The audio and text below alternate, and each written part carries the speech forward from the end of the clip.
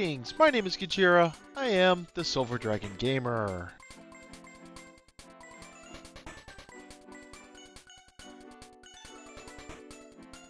This game was released in 2006 for both the Wii and the Wii U systems, and again in 2016 for the Wii U. Today we'll be using the Wii version of this game. I have played all three versions, and I much prefer the controls in the GameCube version over the other two, but that version is very expensive, the Wii version is not, and I don't own a Wii U anymore, so I can't use that version. Now, Twilight Princess takes place in what's known as the Child Timeline. This timeline is when Link is sent back in time after the events of Ocarina, and after warning the royal family about Ganon, heads out on Epona to find Navi. That means that the game takes place in the same arc as Majora's Mask. Ganon is sentenced to be put to death, but it fails due to his connection to the Triforce of Power, and is instead banished to the Twilight Realm, where he proceeds to cause more problems, and leads to this game, Twilight Princess. Personally, I'm more of a fan of the GameCube version just on the controls. The Wii motion controls make this game tedious to play, not bad enough to rage or anything, but enough to just take some of the fun away. And my only other complaint about this game is the colors are very washed out and makes everything look too light blasted and fuzzy. I'd like to have seen that toned down to a more manageable level, but it does work really well for the Twilight Realm. Now, we're going to jump into the game, and the first thing that we have to go get is we have to go get our horse Epona, because she's wandered off with a friend of ours. Now, Ilia has taken Epona down this path to a small pond, and it's really just a tutorial on using the horse summoning reed that you'll find around the different places in the map. It's an interesting new mechanic that they added to this. It allows you to summon your horse from pretty much anywhere. So we're going to jump on Epona and head back to our house, because we have work to do. We've been recruited to go goat herding. Now, for Link to be able to continue his new job as a goat herd, he has to go into Ordon Village and out the other side to Ordon Ranch, where he will be instructed on how to handle these wild goats that are running loose in the pasture and need to be put into the barn. Once we arrive over here, we can head over to this gentleman here, and he'll say that he's sorry for calling us over, but he asks if we can please round up his goats for him. All you have to do is you just kind of ride around, and the goats will run from you. You can give them a little whoop, and Link will holler, and the goats will kind of run from you a bit. If you overdo that whoop, it will tick off the goats, and they will turn around and attack you. Now, you don't actually take any damage because it's way too early in the game for you to actually get hurt or killed, but it's just kind of a fun thing, and it's kind of funny to watch Link get knocked off of Epona by a ticked off goat. Now, as I follow this goat around and I'm pestering it, trying to get it back to the barn, all of a sudden you'll see it start to glow red. That means it's getting angry and it's going to come around there and attack you. That's when you know you've really pushed that whoop ability too far and you've made the goat angry. So as you can see, it knocks Link off his horse for a couple seconds. You get right back on, and no harm, no foul. Just a goofy little thing that's kind of fun.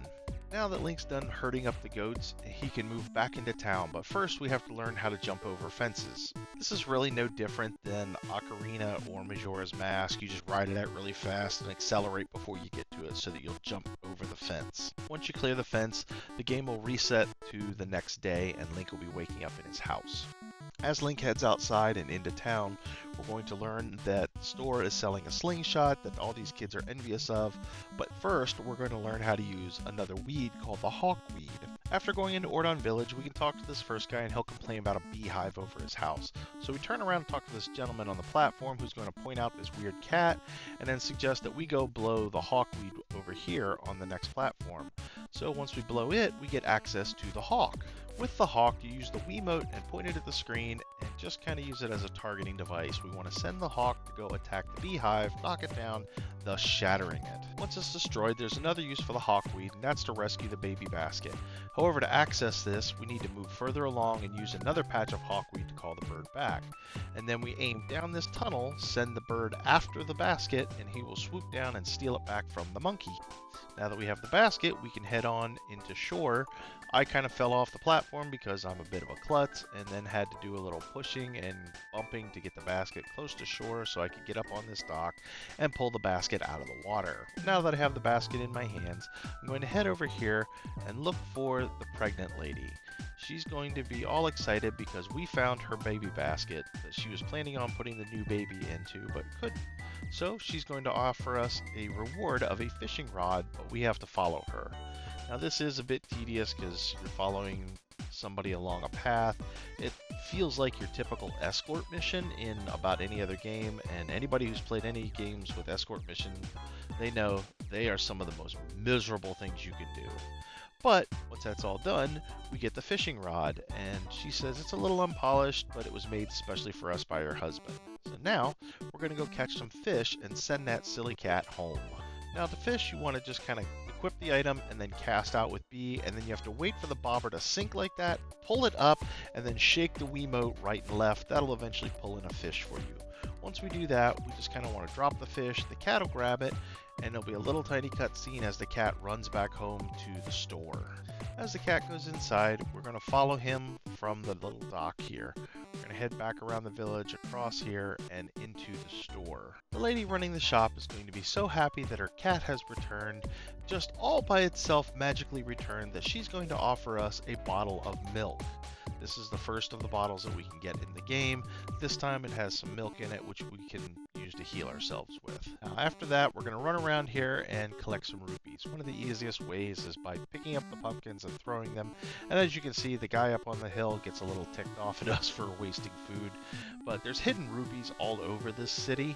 One of the ways we can get some is up here on top of this building. There's a 10-pack and some hawkweed. Come up here and blow the hawkweed, which brings in our falcon or hawk, whatever you want to call it. And then we can send it down to catch this chicken, because with this chicken in hand, we can reach that little plateau there with another pack and some stones with some extra rupees in them. After we collect our money, we can grab our little cuckoo friend here and glide over to the broken beehive. Here we're going to get some bee larvae in our bottle, which can be used to improve our fishing. There are 2 baits in the game, and the bee larva is the first. It's not really needed, but it's just kind of a fun thing to just chill and fish sometimes.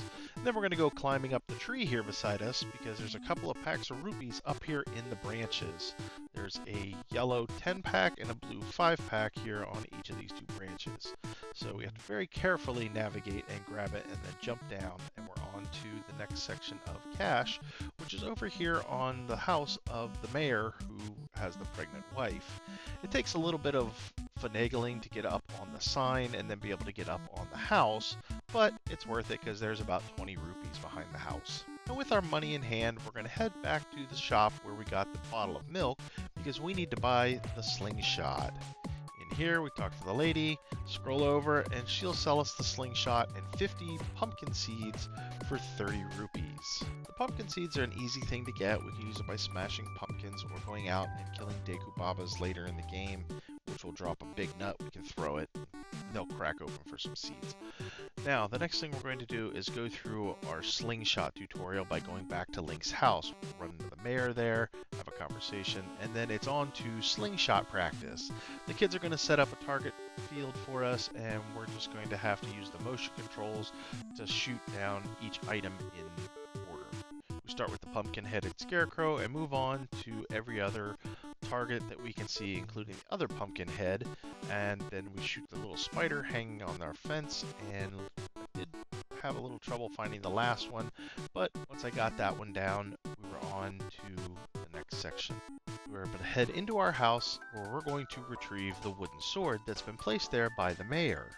And then it's back outside for another tutorial. This time we're going to learn how to use the sword properly. Most of the 3D Zelda games have this in it, including the DS versions. They all seem to have, hey, here's how to vertical strike, here's how to horizontal strike, here's how to stab, here's how to jump slash. It's all the same stuff, just different a little bit because of whatever system you happen to be using. This is nothing terribly exciting, but it is standard fare for about any kind of game. After that, we're going to follow the kids because they're going to see the monkey and start chasing it. So, Link has to jump on Epona and follow them into the woods. This is where things start to get a little more interesting in the course of the game. As we head into Farron Woods, we're going to head down here across this gate and down further into the woods. But before going into that dark cave, we want to head to the left here and talk to this gentleman who is selling lamp oil.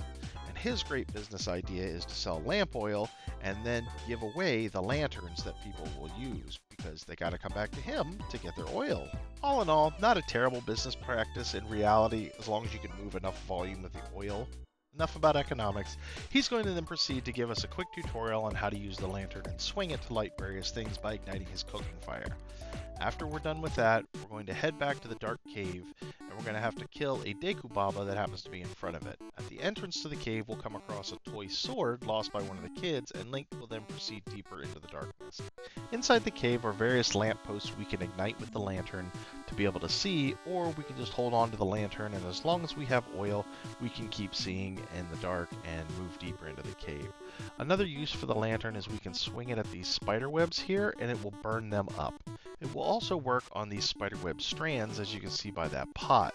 Now personally, I figured there would be a big honking spider in this area, but there's just these hanging pots in that one spider web. I was really expecting a giant spider to jump out of nowhere and ambush me, but all I ended up with was an extra pack of rupees. Which is not to say that it's a bad thing. I'm not a big fan of spiders. After that, we run out into Faron Woods proper, where we can begin a little exploring and run into the first real enemy of the game, some bokoblins. After dispatching that first one really quickly, I tried to make this jump here, but that's for something way later in the game, so I just went on. And once you come to this cave here, you want to break out your slingshot and pick off those keys. Once we're inside the cave, we'll be attacked by a couple of more keys and a bokoblin. Once we dispatch them, we can light the two lampposts on either side of this chest here to reveal a hidden item. A new chest will appear up on the raised platform, and we now have access to both chests. If we open the lower one, we'll get a small key that can be used to open a door, and if we open the other one, we'll get our fifth of a heart piece. With our heart piece in hand, we can head back out of the cave finally. Back in Faron Woods, we want to dispatch this bokoblin with as much alacrity as possible, and then search around the woods for a locked gate guarded by two bokoblins. Once we find this gate, then we want to unlock it and move on to our next area. As you can see, the woods is not overly complicated, and I spent a little bit of time just kind of exploring around, killing off the various wildlife and dealing with them. And then we come to our gate here. There's a bokoblin on the other side as well. Once we grab that, we can head inside and we'll find two more bokoblins in a clearing waiting to get dispatched. Once we kill the two bokoblins, we can continue on down the path to a third bokoblin and kill him as well. We will then be greeted by a talking bird. This bird will offer us red potions or lamp oil. Obviously this bird is a competitor of the lantern guy. Now, you can either fill your bottle with a potion at this point, or if you still have the milk, just hold on to it and move back along the trail until you find this chest that holds a 10-pack of rupees. As we head back to the main trail, we're shown that the monkey and the kid have both been caged by a couple of bokoblins. We head along this thin platform and we kill off both of the bokoblins and then have to smash down the cage to free the two inside. After they're free, we have a little cutscene where the kid, Tallow, asks us, "Please don't tell my dad, he'll get mad." And then the mayor comes up and says, "Hey, the kid was missing. I heard that you brought him home. Good job. Hey, tomorrow's your day to take your present to Zelda." And we have a cut to the next day where Link is sitting in a field. And we get to do what I call goat herding 2.0. The owner of Ordon Ranch comes out and greets us and asks if we can round up the goats again and put them in the barn. We use the horseweed to summon Epona and then ride around the field, chasing them all back into the barn just like we did the first time. Again, trying to be careful not to overuse the whoop ability so we don't get headbutted off our horse. So we jump back over the fence and head back into town, where we run into Ilia and her father. Ilia is going to get very upset with us because Epona has a scratch and offer to take her to the forest spring. As Link is standing there talking to the mayor, and I apologize, I thought the other guy was the mayor, a goat is going to get loose and Link can catch it. You can screw that up and take a little bit of damage, but it's not a big deal. You just keep retrying it. Now we go back to our house and we go inside and downstairs into the basement because there is a 50-pack of rupees and, well, we're always a money fiend. Now in the GameCube and Wii versions, you start off being able to hold 300 rupees, but in the HD version for the Wii U, you can actually start holding 500, making it one of the larger starting wallets in the series. Link crawls through a small tunnel into the spring and talks with Ilia. She expresses that she's not mad because Link saved Tallow from the bokoblins when suddenly a group of monsters kick in the gate, knock Link out, and drag Ilia and Colin off. Link then proceeds to wake up, trying to head back to the village when he comes across a strange black wall. He's pulled inside where he's grabbed by a weird monster and then forced to turn into a wolf. The last thing we see is Link being dragged away by this monster while a strange being watches from nearby. With that, I'm going to end the video here. The second half of this will be out later this week, and I'll release a supercut later on. I'd like to thank you for watching this half of Twilight Princess, and please remember to like, subscribe, comment, share the video to help out the channel, and I'll see you in the next one.